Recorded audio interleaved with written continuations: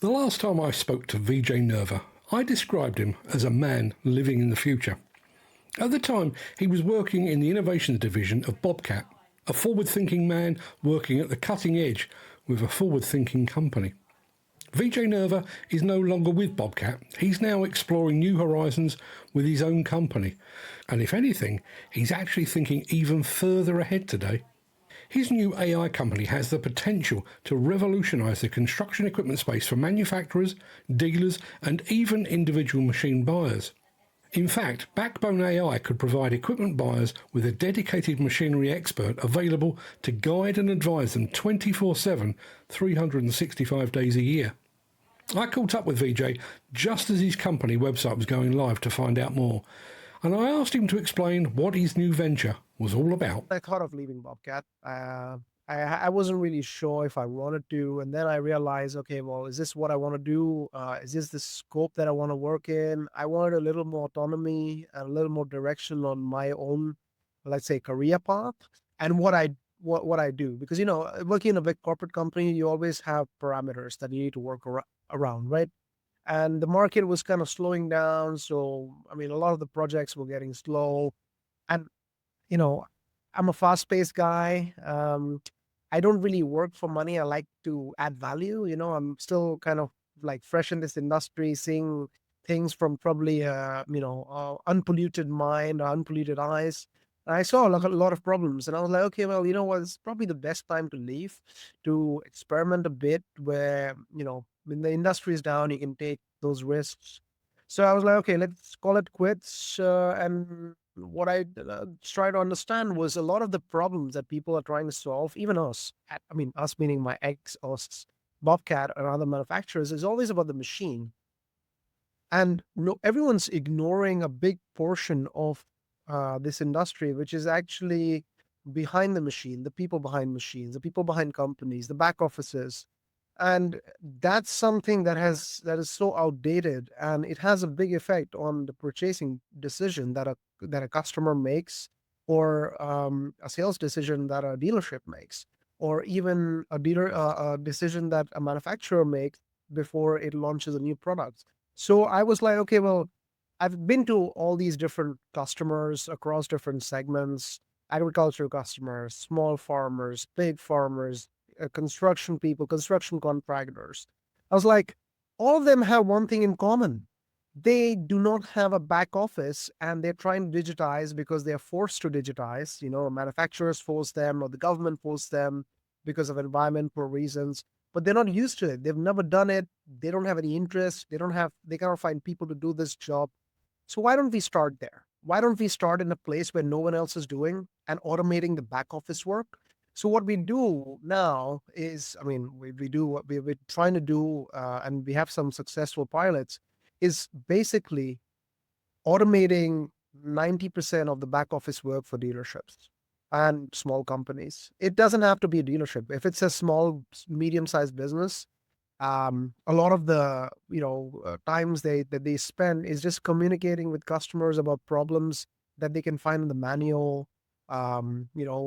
General inquiries about sales when it's the weekend, because again, in agriculture, customers don't sleep. They during harvest season, they're still active. You cannot expect them to not call the dealership, and then the dealership, they don't have people to work the weekends. They don't have people to work. It's Europe, August, no one works, right?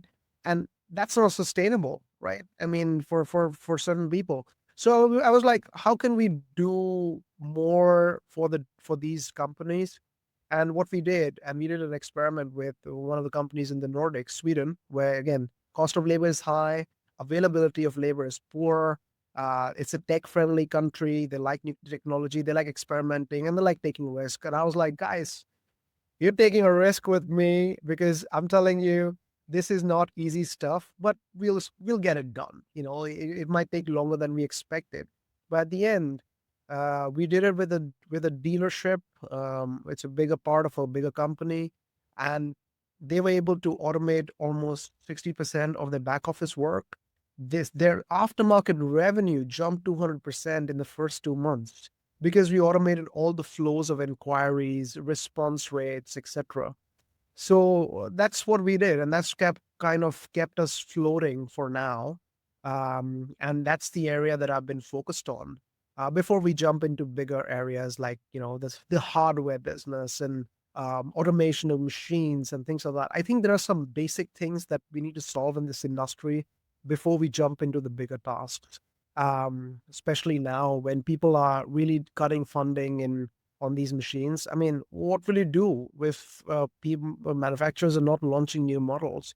The hardware on those machines are not compatible with what you're building. Like if I build technology for autonomous machinery, the hardware should be compatible because I'm not going to get into the hardware business. That's a business that I'm not going to win in. There's too much competition. So I was like, okay, well, if they're not doing this, let's find something. Let's add value in an area where they really need it, and they're willing to take risks. So that's what we're doing now. We're building, digitization blocks for all these businesses, and they really appreciate it because it's really helped them to focus on doing more actually, because everyone thinks, okay, well, AI and automation will probably reduce the number of people. No, what these smart dealers or smart customers did was whatever resources they were pulling in to find these people who do the back office work, they now channel it to find service people because they're more expensive and they are difficult to find. So what they did was they pushed all these resources into service people to find best technicians out there and to do more sales, to get more salespeople. Why? Because at the end of the day, all these small businesses, their core business is to sell. It's not to manage the back office. It's not to manage those mundane, repetitive tasks. So that's what we're doing as a company for now. At least that's the strategy. What do you define as back office? Everything. So let's say you handle queries, connecting different systems, because a lot of these companies have different systems and the employee basically has to jump, or multiple employees have to jump between different systems. Because let's be honest, when a smaller or medium-sized company makes a decision about, let's say, I want an ERP system, then in a year they want a service system. They don't know. They just buy whatever is available in the market without thinking what they at some point they need to work in sync. What we do as a company, we take all these different systems, we put them all together, package them into one. So now we sit on the source of the data, and we can now leverage to do all the automation work. So sending out reminders for service, sending out warranty issues, getting warranty issues, sending out complaints, taking complaints, answering basic genuine inquiries over the phone or chat, uh, things that take time of people on the phone, answering emails. We know repetitive emails. It might look different because the structure of every human is different when it comes to emails, but it's all the same content. We have smart systems. We leverage AI that understands basically that it's the same email and drafts a reply and sends it. And at the end, the user doesn't care who in the dealership sends it. He needs his information as soon as possible. He cannot wait the weekend. He cannot wait the guy because the guy is on holiday.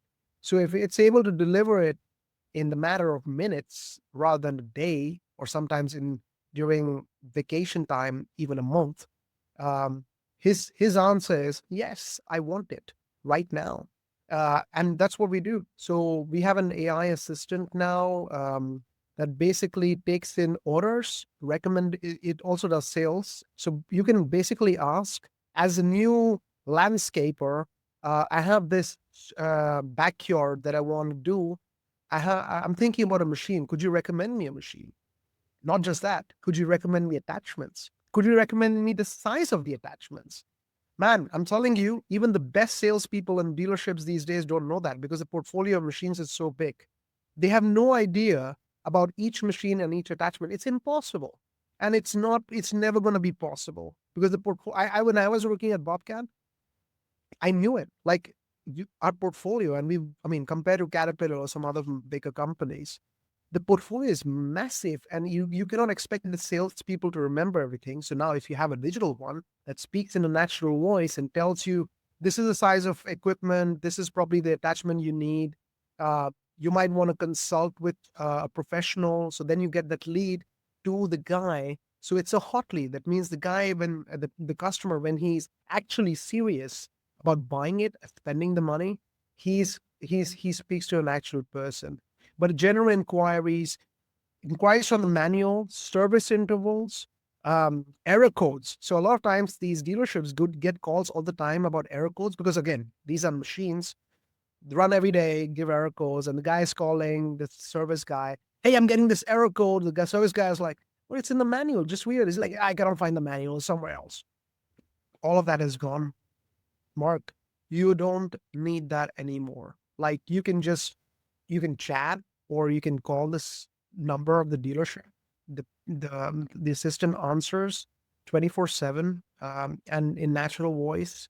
It gives you whatever information you need, at least the first two levels. And then if it's an escalation level, it goes to someone who can make a decision. Because what we want to do is and I told this to the first company that every minute a human spends on the phone as a dealership or as a small business or a medium sized business, it should be a revenue based call. That means every minute that you're having a call, you should be earning some form of revenue. It can be tangible, intangible, relationship based, but it has to be, if it's time spent on the phone for that adds no value, you're just gonna kill your business in a couple of years because what's happening now? Margins are getting thinner and thinner, right? Because competition is everywhere.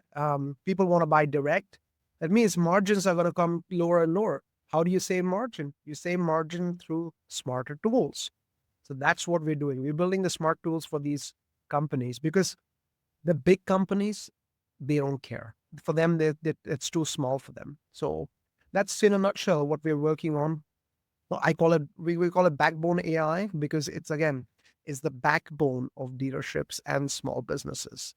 You mentioned system compatibility. I mean, obviously, the likes of Caterpillar, Bobcat, Komatsu, Liebherr, all of these, they do actually have their own systems that their dealers are linked to and are feeding into and are receiving information from. I take it your backbone system is able to kind of take that in and absorb that and transfer it and everything else. Yeah, so what we've also done is for one of these dealerships, we connected to the telematics system now. So the more sources you have, can you imagine? Because normally what happens in a dealership, you do not connect your ERP or service system of your dealership to the manufacturers. And they are two different systems. And now you might have 3 or 4 different systems depending on the number of brands you deal with. We're able to connect to everything. And then you don't run your business as a Bobcat brand, a Hyundai brand. You run it as an equipment brand, an equipment customer who buys your machine. Now, based on your inventory, based on your sales strategy, based on the market conditions, it can recommend the best machine for that customer because that's what he wants to hear. He doesn't want to hear, okay, I want to buy a Bobcat machine. I want to buy a Hyundai machine. He wants to buy the best machine for his application. And if you're able to deliver that in the shortest time possible, with the best knowledge available, which this is why I'm questioning. Not all the salespeople know everything about all the attachments, all the machines. You won that deal. There is no competition.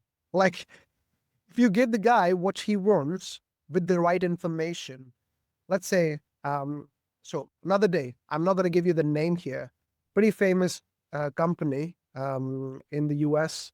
They have a big contract for removing trees. They want to transplant trees. Now they don't know much about it. They just know the tree size, whether it's all the same trees.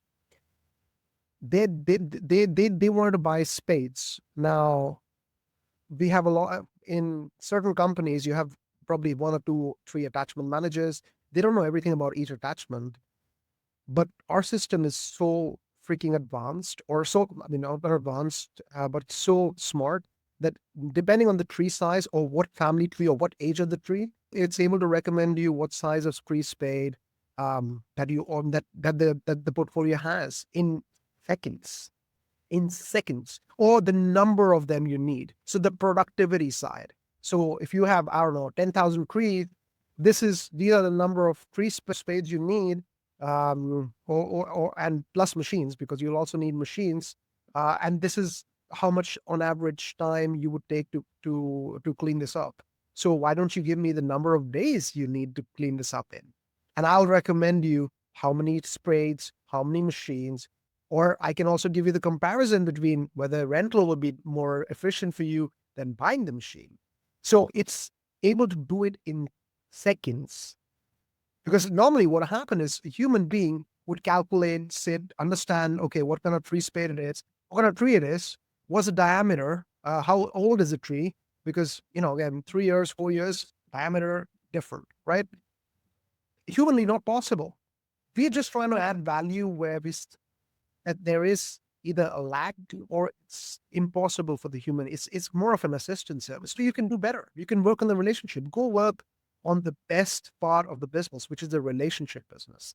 This is effectively giving somebody access to an absolute infallible expert.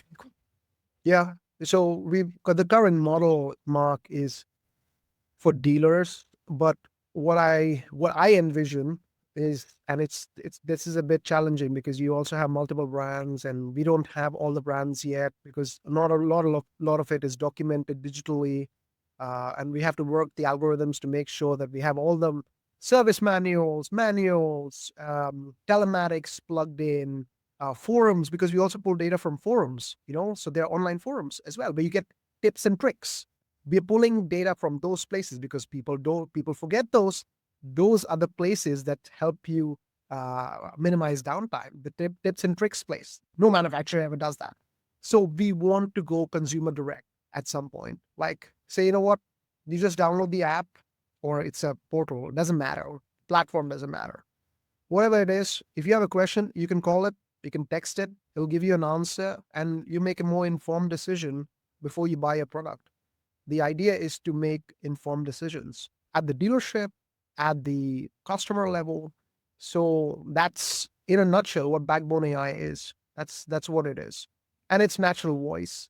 The only struggle we have in Europe is multiple languages. We're kind of working with a company to solve that, but English it's gotten pretty good. Is this a thing that's commercially available right now, or are you still in pilot stage? Well, we've deployed it in, let's say, not open source, but closed sources, because it's individual deployment within companies. But I can always open it up. We have a general public version on my beta website, because here's the thing. I basically had my website done last week. Here's the thing. You know why, Mark? I'll tell you why. I didn't want people to buy or to approve of what we're doing based on the technology, because this is a different industry. People don't understand the nuances of the agricultural and construction industry. It's based on trust. And the best trust is to put your face out there. So I was present when it was freezing cold in the Nordics, sitting with the customer who works agriculture, preparing the fields to show him how it works, face to face, till now, because that's how I learned this business, so my website was ready last week for the first time. And here's the best part. None of these people care about your website. They care about value. They care about, as soon as they get instant value, they're like, yeah, we don't care if you have a website. We don't care. I mean, you tell us what you do, and if we see value, here's the paycheck, And when you see instant value, like this customer I told you, they have 200% increase in aftermarket service inquiries, 100% take rate in maintenance contracts. Can you imagine that? Why? Because we did one simple thing. We just digitized it and made it simple, 3 clicks for this customer. And the guy was like, well, I thought we were going to do maybe 50%, but this is unreal. So we asked some customers why. It's like, before, you'd have to call the guy at the dealership. The guy doesn't pick up because he's on another call. Or girl, the girl or guy calls back. I'm busy. I don't pick up. And then I forget or lose interest. Now, I'm just sitting on my couch. I'm like, okay, I see the health of my machine. I get my daily reports of the machine. I just click. I click and I activate it. I read the conditions. I get an invoice every month. I dynamically pay it for usage. So the maintenance contract is basically based on how you use your machine, telematics, So you don't need to pay the same amount every month. It's based on how much you use a machine. So it's basically pay-per-use service. He was like, that's fantastic, because when the market is down, I don't need, if I'm not using the machine as much as last month, I don't pay anything almost. So I'm like, yeah, because that's why people want this. And again, there are challenges, Mark. Like people, I think the biggest challenge I see with this industry, and it's frustrating for me because I have this mix of tech and in construction, is that the resistance to change. People don't want to change. Let's put it this way. It's a big thing, but like um, once see the product, then they realize, oh, oh, this is not something that I imagined before. Because everyone thinks, okay, AI, it'll help answer, customer queries. But what detail, at what level, that changes a lot of things. If you think of it from objective, from a managerial standpoint, that the amount of time people at your dealership are spending just answering calls that have no impact on revenue, you'd make the switch tomorrow. I would do. So that's what we're doing. We're focusing on that part of the segment, and it's going well. It's exciting. I can tell you, when I left Bobcat, I thought I was like, okay, maybe I don't want to do anything in this industry, but meeting those farmers, meeting the construction people is always fun, because you go to the job sites, and the job sites are the most interesting places it's the most interesting part of this business. That's it. I agree. You got me hooked 35 years ago, so I know exactly what you're saying. Right. So where do you go from here then? I mean, this is obviously early days. Your website's only a week old. Yeah. What is the 12-month plan? What is the 5-year plan? What does the road ahead look like? One of the things I hated when I was working corporate were these 5, 10 year plans, man. I'm telling you, technology moves faster than your 5 or 10 years plan and thinking about the 5 or 10 years plan. It's the most bogus thing ever. But like what we're a small company, we're agile, we're spread over. All I have people in the US working for me, in the UK, in India, in the Czech Republic, where we're just starting to hire finally some local talent. But what I say is, I want to move with how the industry is moving and not the technology, because what will happen in this industry is special, and you would not understand it from as an outsider, is you might have the best technology available, but if people don't see stepping stones and it's not easy to use, they will not use it. So you might come up with the next best technology tomorrow. I might come out with something that helps customers, but if they don't see value and if they don't know how to jump in, they'll be super skeptical, and then you just burn cash as a company. We don't want to do, we don't want to do that. We want to leverage technology in the best way possible. But technology, and I think I said it in one of your earlier podcasts when I was still working for Bobcat, technology for technology's sake is junk. It adds no value. It adds no value for anyone. So for us, it's just when we see value for customers, and we have some real areas that we want to improve for operators and business owners. And that's what we'll focus on. So I think our next steps are basically making this mass available or publicly available for smaller businesses where they can just subscribe to it or jump on it. And then also consumers. I want them to have better decision-making power, because what happens, and I said it when I was again working at Bobcat, I said a lot of good things before when I was at Bobcat. No, I learned from probably good people. People don't understand that these operators also need help, because it's a newer generation. They are jumping into job sites new without as much training as the older generation. It's a steeper learning curve for them, and it's big, and they're an impatient generation. I know that because I'm impatient. My generation is impatient. Imagine the generation below us. They're used to the phone. So we want to build for them. We want to help them, because here's one thing that none of these sectors, or at least maybe the smart people do realize, is there's two things on this planet, and there are probably more things, but two things that I've seen: construction and agriculture. That's something that will never stop. If it stops on Earth, it'll happen on the moon. It stops on the moon, and it'll happen in Mars. those sectors never go down, right? Recessions come and go, and I know people get disappointed, people get emotional, but I see it from the other side. I mean, we have less, let's say, economic disruption on our sector than big tech does, because the impact recession has on big tech compared to us is way more. Big tech goes down for a very long time, and you have startups that disappear. Construction, yes, goes down, but it comes back up and booms, right? It's an up and down, up and down, up and down cycle. So I think people just, they just need to understand, and probably be a little more bold and smart, right? When the market is down, this is your opportunity to first, okay, if you've made smart decisions, save cash, and invest in the future, because that's your time to focus on it. Take risks, and once you take risk and the market is up, you know who you beat? You beat everyone else who didn't take risks. That's it. That's the formula of this sector. One final question, because I know you've got another call to jump on. Where do people find out more? I'll share my website soon. We've been on stealth mode in technology. Stealth is a product that you don't make visible to the public because you're still perfecting it.